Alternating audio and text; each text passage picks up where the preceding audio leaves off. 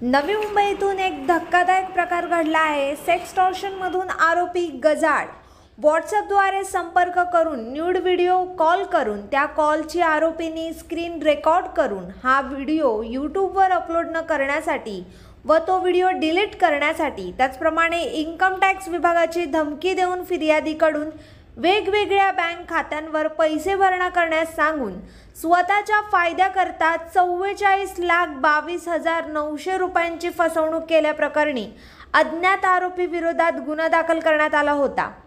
त्या अनुषंगाने तांत्रिक तपास करून आरोपी हलीम फरीद खान वय वर्ष 19 याला राजस्थान उत्तर प्रदेश सीमेवरील पालदी या दुर्गम भागातील ठिकाणावरील गावातून ताब्यात घेऊन त्याच्याकडून अनेक मोबाईल फोन्स, विविध मोबाईल्स कंपन्यांचे सिम कार्ड्स, विविध बँकांचे ATM कार्ड्स अशा वस्तू जप्त केले। व्हिडिओ रिपोर्ट कोकण संध्या, नवी मुंबई।